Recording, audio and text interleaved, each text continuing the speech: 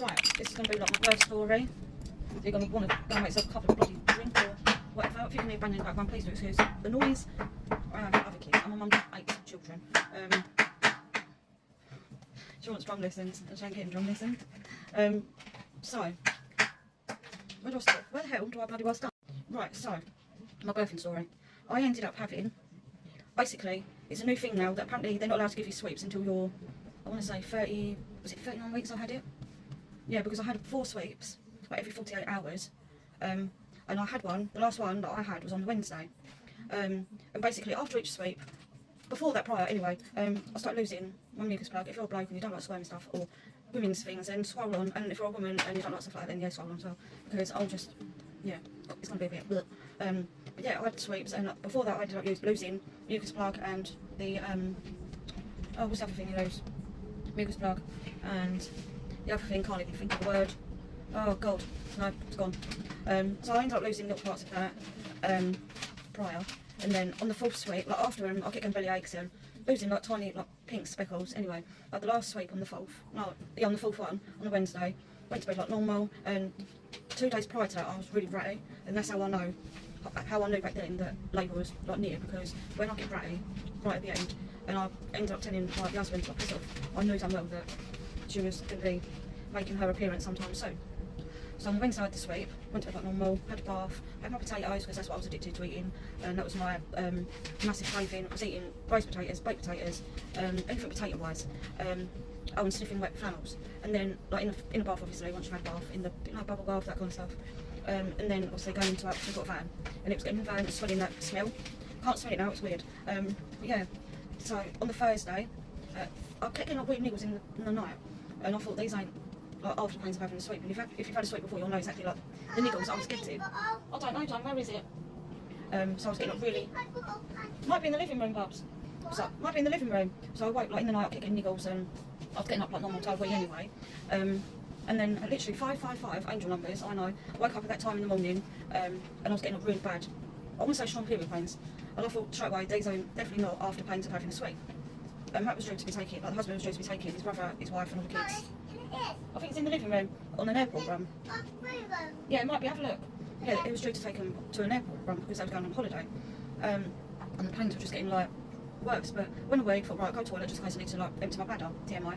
I went and lay back down again, and the pains were there, but there was like coming every 10 minutes, and I thought, right, if I'm in labour, because I was in very slow labour anyway, like early stages of slow labour, I did with quite a few of them, and it was just bloody horrendous.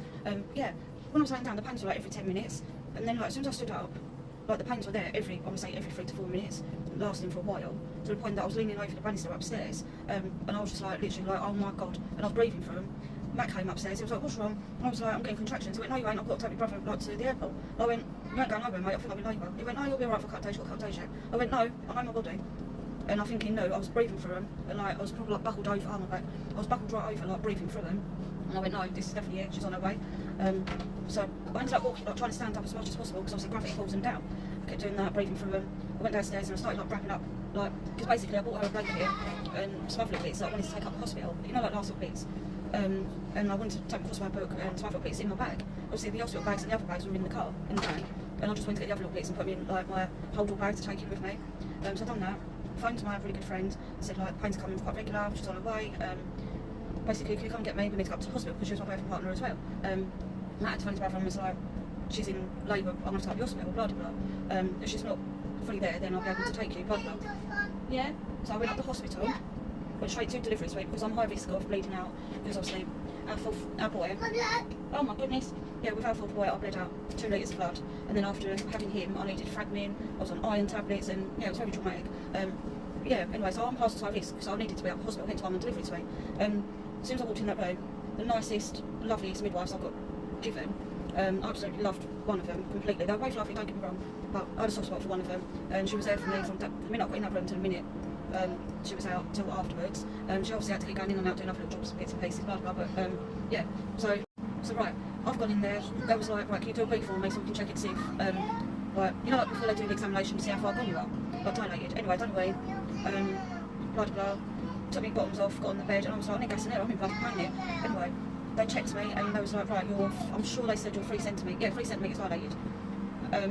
And I was like, for fuck's sake. Meanwhile, I'm 2 centimetres prior to that, because every time I've had the sweep done, it's you're 1 centimetre dilated, you're 2 centimetres dilated. But by me getting to 3 centimetres, I'm thinking, back then I knew something wasn't exactly right, because obviously I can do up to about 6 centimetres, 8 centimetres without no like, pain relief, and I'm fine.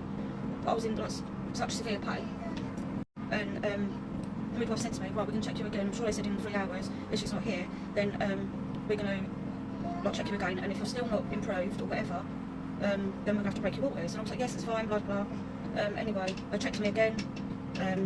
Obviously having gas in there, I was leaning over the bed on the bowl, doing what I normally do. I had the heart monitor around my belly, and at that point I'm literally just rolling with it, trying to stand up, sit down, stand up, blah, blah, blah. I had the music on in the background, they had like fairy lights on the ceiling. It was absolutely lovely in there, don't get me wrong. Yeah, I had my comb out, like the labour comb, I don't know where it is. Baby's had it, not baby, I mean not a 2-year-old, so I don't know where that is. You'll have to come back for part 2, probably part 3 and part 4. Yeah, so I have a labour comb as well. It's a gas in there, comb one hand, like gas in there in the other. Pains were there. I'd say they were just like strong period pains, but they were like holding out quite regularly. They ended up checking me, they broke my waters, and the pains started literally ramping up from that minute they broke my waters, and it was really intense, horrid. But again, I can normally deal with contractions and that. I love labour, but I knew damn well that something weren't right. Not with baby, but I knew something weren't right within me. They kept checking me, blah blah blah, and all I remember is phoning like my sister, and like breathing down the phone and talking to her, and then cutting her off. I phoned like my best friend, I was talking to her, and then I cut her off, and then obviously Matt was there, because obviously I had to drop children off to my best friends, like their cousins, and then I just remember him being there, and they just kept checking me, and it got to the point of, I don't even remember, like, because it happened like very quickly. All I remember is saying, like shouting out, I feel like I need to push, and they was like, no, you're not ready yet, and I was like, I need to push, I'm in severe pain. I got bloody very greedy with the gas and air, and they was like, right, we need to take the gas and air off of you, and I said, take that gas and air off of me, and I'm going to start flipping lids. I need that gas and air, I'm in such severe pain. They let me have it a bit longer, but obviously, again, I was just trying to breathe through these contractions, and I just knew something went right, because they put the cannula in my hand, fuck that one up, excuse the pun, and then put it into that hand. Meanwhile, I'm bruised all over there, because basically what they're meant to be doing is, when, after I've given birth or whatever, they're meant to put a drip in me, and then give me the injection in my legs, and my placenta comes out naturally. So here we are, I'm basically pushing and pushing. I've had all these midwives, doctors coming in, and I was like getting overwhelmed with it all, because I said to them prior, I don't want any student midwives in there. Only if my other friend, Charlene, turns up, then I'll have her in there. But I knew for a fact that she weren't going to be there, because obviously she wasn't at work, and she was a student midwife, or worker with midwife, blah blah blah. So now I've had all these doctors and midwives coming in, looking at me down below, and I was like, how long has she been pushing for? And they thought midwives told her, and I just remember being out for this gas in there, to then be told that I was telling everyone they had really lovely eyebrows, which was a good thing, because at least I wasn't cussing anyone. And yeah, if you know me and watch this video, you know damn well what I've been like in previous labours, where I'm cussing, and yeah, but it was really lovely up until then. And then, Matt, I said to Matt, I want you to video it, because I thought it'd be lovely to watch back, because obviously I had it recorded of the others on like a few of them. Yeah, so the midwife sat down below, and she was like, you can see her head there, but basically her head was coming out, and then she was coming back in again. So I was like, right, we need to help you. And I thought, oh, they're going to help me, like put my legs up on stirrups, and then like, so I was doing everything they was telling me to do, like breathing in, taking it slowly, blah blah blah. I was doing what I was being told for once. And then this midwife, doctor person, I don't know what she was doing down there, but Jesus Christ, I went to watch the video afterwards, and I thought that's what you were doing. She basically had to stick her hand, TMI, stick her hands either side and pull me. Meanwhile, I've got my legs up on stirrups, and I'm literally pulling my legs back. And basically I'm pushing, and they had to literally pull, not pull, I think, was it pulling? She was coming down, they had to get her out. And like, in the end I pushed and pushed, and she came out, and like she was a bit like dazed, bless her.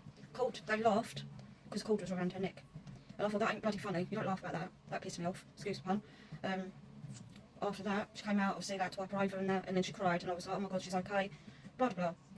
An hour later, my placenta is still in my belly. I've done cord clamping with her as well. Cord went white, and then my friend cut the cord, which was really lovely. I've never had cord clamping, I've always asked for it and never got it, so having it this time around was very special, and something that I wanted. I'll do another video on cord clamping, so I've done a bit of research before having that done. So yeah, after that, they come and checked me, I needed no stitches, but my placenta was still stuck in my belly. They gave me the injection in my leg, and I was like, right, your placenta will come out on its own. They jiggled my belly, no. Doctors come in, kept checking. How long has the placenta been in? They told him, right, we need to rush you down to surgery, and this is where it gets fucking horrible. This is where it gets really, really horrible. It was like, we need to take you down to surgery, down at the theatre. Like, down to the theatre to have emergency surgery. We need to put you to sleep. You're going to put it in your cannula. You won't feel anything. We need to surgically get your placenta out of your belly. And I went, I'm not doing it. I'm not being put to sleep. I'm not the idea of it. It was like, you need to, because basically, if you don't have that removed, you could die because of hemorrhaging. And I went, I'm not being put to sleep. I went, I want to be put, like, left awake. I went, and then no way you can do it. I went down and spoke to the anaesthetist.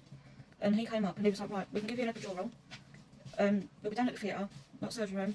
We'll give you an epidural and we can do it down there. All you're going to feel is like very intense pulling around, blah, blah, blah. I'd sign this bit of paper to say if it went wrong, I'd need a blood transfusion. I'd need a blood transfusion. I could end up needing my tubes tied and some other stuff. And I just looked at Matt and I went, I can't do it, I'm petrified. And he went, you've got to. And in my head, I was literally going to say to Matt, just, if anything happened, just tell the kids I love them. So in my head, I was literally sorting all that out. I was on the delivery bed, they cleaned me all up, and they literally rushed me right down to the surgery. They brought baby with me because I was like, bring her with me, I'm not leaving her. I took her down with me. I remember going into this room, like I had a gown on, this like net on my head, and these stocking things. My God, my legs look so claustrophobic. I've looked around, Matt's there, he's got a net on his head, he had scrubs on, and he had a pair of Crocs on. Yeah. That's alright, mind it out of the way. And he was there, I had to sit on his bed, it was freezing cold in there, they had music playing, but it was just freezing cold in there, and they said, like the man said to me, like the anaesthetist said to me, like sit on the bed, put your legs over, and they told me to put my legs on a spinning like a chair, of all things. And then he went, can you keep still? And it's like, well I would keep still if you hadn't gave it a spinning chair to put my feet on. Anyway, I felt him cleaning my back off and putting the epidural in my back. And I was like, no, and he started doing something, and I went, I can still feel it. You've had your cereal? And I was like, I can still feel what you're doing. He done it again, gave me another needle. And I was like, I can still feel what you're doing. He done it 3 times. You're more. Yeah, so you're gonna have to come back for part 3. So basically, that to do the epidural 3 times for the pain to stop working. God, I'm sweating my neck now. Yeah, for the pain, like for me to not feel anything. And then I just remember them saying to me, like, lay down. And I did. They had to move me like, on a massive sheet thing onto the surgery bed, and it took quite a few people, fully grown men, and other ladies, to move me on a big sheet thing to the bed. And I remember it was horrible. I was obviously laying down, like literally flat, and I went, I need a pillow. I need a flat, like I need a pillow, and I need it flipped over. Because otherwise I'm going to get like, I'll start flapping, and I don't like laying down straight, I hate it. So anyway, they gave me a pillow, I've doubled it over, I didn't give a shit what they said. I put my legs up on these stirrup things, and then all of a sudden, I'm laying right down, and if you've ever had a C-section, you know what I'm talking about, like a gown thing, went up like that. So all you can see was like literally, whatever you can see through, that kind of thing. Mummy, look! What is it? Is it a pip? So yeah, I had the gown up, and he started rolling this thing up my legs, and he went, can you feel that? I went, no. And then he started spraying something, and he went, can you feel that halfway up? And I went, I can feel it, but when you hit there, I can't feel anything. He went, right, it's ready. So anyway, I'm lying back down. All of a sudden, I could just hear him muffling away talking, and I'm thinking, I don't want to be hearing all this. Meanwhile, the midwife that was there when I literally went into the delivery room stayed by my side, and she held my hand through all of it, and that was blown back of my head. And I was just holding her hand out of it, like everything, and she was talking to me all the way, and I couldn't thank her enough, because I think if it weren't for her talking to me, Matt talking to me, I think I'd have ended up bloody breaking. Yeah, and I was like, is it done yet? Is it done yet? And I was like, no. I went, can you see what they're doing? And she was like, I can't even see. To be honest, I don't think I wanted to see, because it's not until after I've had it done being at home, after like coming home from the hospital, I've seen what they've done. Yeah. So after that, they it took about an hour and a half of them doing the surgery. They done baby's checks to check her all over, weighed her, didn't they? Meanwhile, I'm just lying there having this horrid surgery done. Anyway, the doctors come round to the side of it, and I went, surgery has been successful. You can go into recovery room. They moved me on this big sheet thing again, which again was a lot of people, fully grown men, lifting me up, which was horrible for Matt to watch as well. Moved me on the other bed. Mum, I take a Leo and... You took a Leo? I'm back at home. Did you, little monkey? And they put me on this bed, like recovery bed, and I just remember being rolled out on the recovery bed. And I looked at the midwife and I went, I can't wait to hold my baby, like give her a big cuddle. And I was like, you can hold her now, you're okay, you're in recovery. And I went, well, can someone get her for me? And that was it, she got her for me. And we were just laying there, wasn't we, all cosy and cuddling, and yeah. Midwife going kissing a couple goodbye. So she said, like, I'm going home now, because obviously she was born at 4:27 in the afternoon on the Thursday. What have you put in there? Yeah, 4:27 on the Thursday. So obviously she needed to go home. This was gone like 9 o'clock, I think it was. So she needed to go home to her children, but she stayed past her time just so she could be with me, look after me, which was really lovely. And I couldn't have fault her in the slightest. Because I'm on recovery, I'm struggling with baby, and I think all the adrenaline and all the drugs that like medication I put into me while I was in the hospital. So obviously I had to have these sticker things on me to check my heart rate, my pulse, and everything like that, which was horrid. But yeah, I'm on recovery. Oh, I'm not taking it. No, thank you. Hang on. So yeah. And then all of a sudden, I've got baby on me wrapped up in a white blanket. I didn't get a dress or anything like that because I wanted me to do it. They literally, I said to Matt, I looked at him and I went, I'm going to be sick. He went, what, you feel like I'm going to be sick? I went, I'm going to be sick. Anyway, another midwife literally across the flipping room by this well, like recovery is, near the surgery room, on a computer. And Matt's shouting out, she's going to be sick, she's going to be sick. This midwife, I'm not even joking, she was that flipping slow, like a sloth, she was literally walking like this. And Matt's going, she's going to be sick, she's going to be sick. Anyway, what's happened?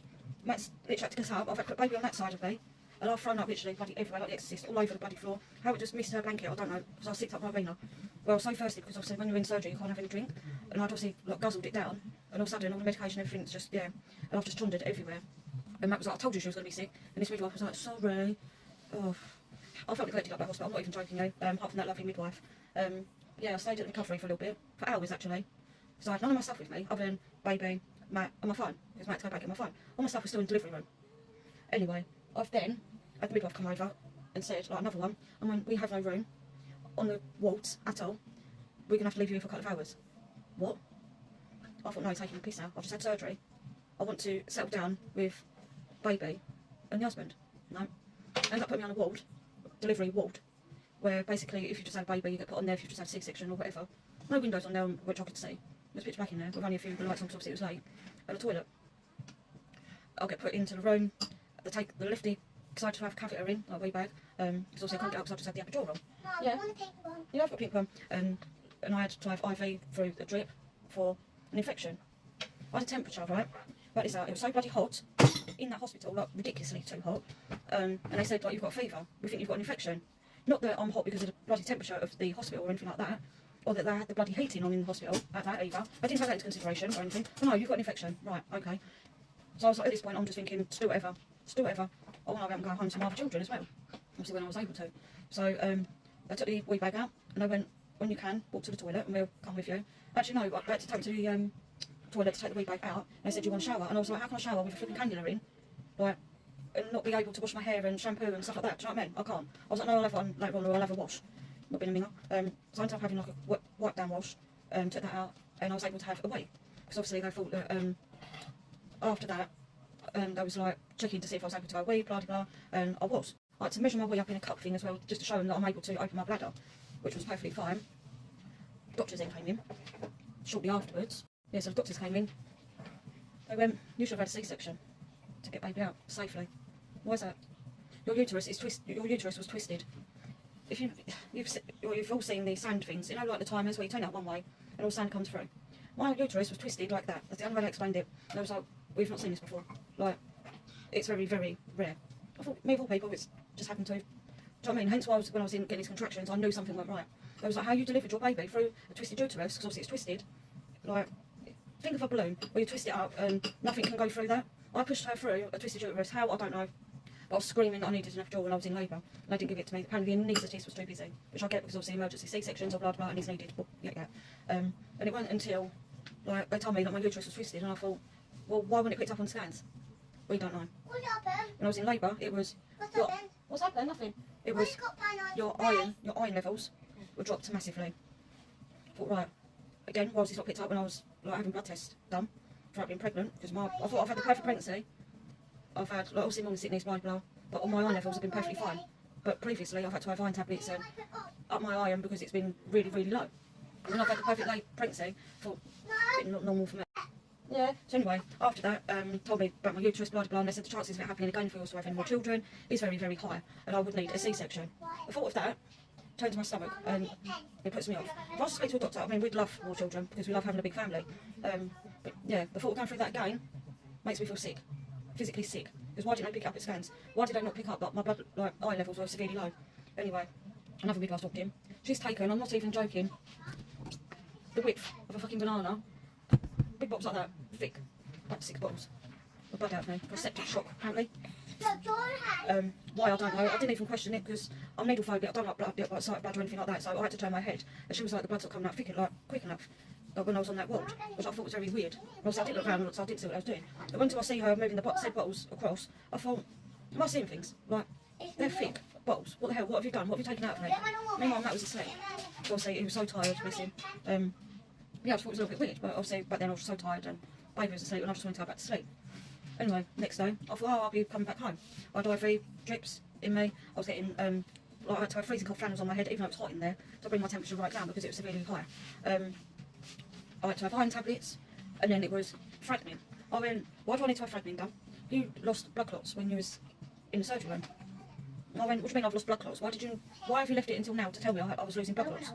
But look, after giving birth, you're meant to lose blood clots. It's normal as long as it's a certain size and not big ones, blah, blah. Yeah, it was only estimated on how much blood you've lost.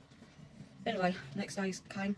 In the end, Matt, I said to Matt, like, go home, you're tired. You slept him on those horrible chairs, you need to go home and have a bath or whatever. And go and have something to eat, go and sort the children out. And he was like, yeah, it's fine, I'll go and pick the kids up, blah, blah, and we'll come up and see you later on. Anyway, they've moved me to a ward, which I was so bloody proud, like, excited for. They was like, you've got your own little ensuite. I was like, oh, it's bloody amazing. Next thing I can just have me and her time, Matt be up later on with the kids, and yeah, it'll all be lovely, like, you know, the toilet and everything else. Anyway, I will be down to the room. I had no table in there to put my phone on. Because like we took our own fan, I had no table to put it on, and it was on this bloody, like, I'm on the hospital bed, and this bloody fan I had to put on a bloody massive, like where the chest of drawer things are, which was above the bed. I was like, I can't feel the fan at all, kept asking, can I have a table? Sorry, we haven't got any spare tables. What? You're a hospital? They went, if you want, you can ask someone to bring you a table in. What? Why should I bring, I went, I'm not getting someone to bring me a table in when it's your duty, it's a hospital to supply these things. Like, it's not being it's not bloody IKEA. So that really got me cross. Hospital food, don't get me wrong, it was bloody lovely. It was actually really nice. I put pots of jelly, blah, blah, blah. Yeah. I thought, right, Max, like, later on Max came up with the kids and stayed up for about an hour or whatever, saw the baby, and I was like, right, apparently I've got staying again till tomorrow. I thought, right, so I'll stay in and come get me tomorrow or the next day, like on Saturday, and I can come home, blah, blah. So anyway, I got us all cosy, we had gone with the kids, I got us all cosy, got changed in a nice, like, new fresh baby grow, and I thought, right, we'll watch Netflix. Well, I will, we'll just have a snuggle. I started watching Norbit on Netflix, and then I had a midwife come in, we need to move you on a different ward. We need someone in here that can't come on a normal ward because she's got an infection. And I thought, well, what are you giving me this bloody drip for then? I thought you said I've got an infection. Like, in the end, I had the right raging up, they brought me a table in anyway. And they was like, right, we moved the table over there with you, blah, blah, blah. So I got moved onto a ward. This said ward, this woman across from me was flipping rude as anything. She was loud as anything, being on the phone late at night, which absolutely paid me off. We had a bloke on the next bloody room opposite, snoring his head off. And I thought, Jesus Christ, you're waking me up. You're waking the baby up. Like, shut up and have some goddamn respect. Like, I understand that dads and that stay on walks and that, which is really lovely, don't get me wrong. Not when they're snoring and when mums are just giving birth or whatever, and they need their rest. So that pissed me off. Anyway, so so we've gone to bed, and this is now Sunday. On a Sunday, no, Saturday even, later on in the daytime, midwife comes in, you need blood transfusion. What? I went, no, I don't. Yes, you do. You lost quite a lot of blood during labour and during labour as well as in the surgery room. We don't know how much blood you've lost, and it was estimated. I went, no, I'm not having blood transfusion. I found Matt in tears, and he was like, just have it done. Well, you've obviously lost quite a bit, and your iron levels are severely low, and you need all the energy you need, like, for the kids. But I was petrified. I was like, I can't. So I phoned my friend, and she was like, I'm coming up the hospital. And she came up the hospital quite quickly, and she was like asking questions, why she needed it, blah, blah. Anyway, I already had the cannula in, but they was like, I agreed to having it done in the end because I thought, you know what, I'm being really stupid, and I need to have, like, this needed iron, because my iron level's gone from 80 odd, dropped down to 70 odd, then down to 64, I think it was. So it was dropping massively. So yeah, they came in, brought the bag with them, and I went, don't show me, because obviously being needle-phobic, and I don't like it's like blood, I would have ended up passing out. They was like, right, so we're going to put a pillowcase over the top of the drip thing up the top. They've done that. They bandaged my hand up and they covered the whole drip thing that was dangling down, just so that I couldn't see. I don't know what part this is now, getting confused with it all. Yeah, they've done that, covered me up, just so I couldn't see it. And they went, right, 4 hours, you're going to be on this. I went, no, you told me 2 hours, I'll do 2 hours. And they was like, right, 2 hours then. I thought, yeah, it will be 2 hours as well. You don't tell me 4 hours after telling me plus 2 hours when you know damn well I don't like shit like this. Like, not being able to go to the toilet and feeling like, because obviously I couldn't move that arm because it was like hidden away so I couldn't see the blood. I'd done it. I think it was 6 hours later when they kept checking me because obviously heart rate and everything else needed to be on a normal level without it going up high because obviously infections and skin rashes and blood bill. Anyway, they'd done a blood test, repeated blood test hours later on, up 6 hours later I think it was. They came in, on the Sunday morning, they was like, your blood results have come in and your iron levels have gone up. And I was like, we're happy to take you home. And I just said to the doctor woman, she was really lovely, kind of thought her. I was like, I burst into tears, and I was like, you're being serious, I can actually go home. Considering I was up there from Thursday morning up until Sunday. They was like, yes, you can go home to your family and see your babies. And I just sobbed in her arms and I went, thank you for looking after me. And yeah, basically, there was like any signs of infection, she had to come back up the hospital, blah, blah, blah. I just never been so full of gratitude that I could go home. Obviously I was on antibiotics, iron tablets, which I'm still on, and that was everything to inject me with fragment later on. But yeah, it was very traumatic, and I did say that I could have birth defects afterwards to speak about my birth. But, I mean, we're okay, aren't we? And we're here to tell the tale, and that's the main thing. Just full of gratitude that we're here to tell the story, really. Yeah, that's our birth story. It's not a fun one, but yeah, it is what it is. Yeah, the midwife's well lovely, I'm feeding her because she's wanting a feed. But anyway, we'll see you later.